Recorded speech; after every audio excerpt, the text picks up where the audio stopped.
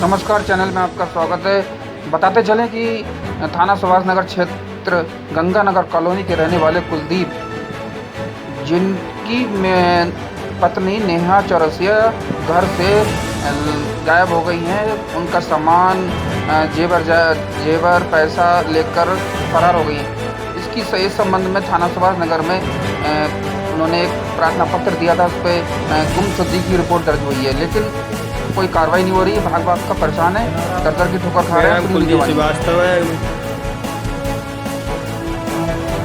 मैं Ganganagar Badaun road Sanaiya junction में रहता हूँ। मेरी पत्नी 1 तारीख को घर से लापता है, जो कि 5 लाख के जेवर और 1 लाख रुपए का कैश उसके अकाउंट में जमा है, और 20,000 रुपये घर में रखे थे, वो लेके गई है। उस दिन से मैं पुलिस प्रशासन के पास गया, गुमशुदगी की रिपोर्ट लगा के उन्होंने पल्ला झाड़ लिया। पल्ला झाड़ने के बाद में मैं बार बार थाने के चक्कर लगा रहा हूँ कि और एसएसपी के पास भी गया मैं, ठीक है। तो उन्होंने ये कहा कि आपकी थाने से ये कहा कि मैं आपकी कोई मदद नहीं कर पाऊँगा, उसका सर्च वारंट निकलवाइए जहाँ वो है।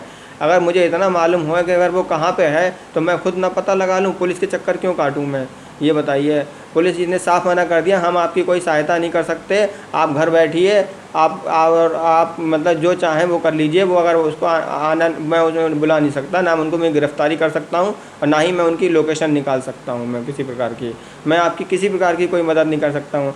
और कल मैं एसएसपी के सामने पेश हुआ हूँ मैं, तो एसएसपी के सामने पेश होने के बाद में मैं 2-3 चक्कर मैंने एसएसपी के सामने पहले भी लगाए, उनकी माँ को भी पेश करवाया मैं भी पेश हुआ, कई चक्कर लगाए, मगर वो इस बात पे मतलब कोई कप्तान साहब कोई गौर नहीं कर पा रहे हैं। बोले सर्विलांस पे नंबर लगा दिया है।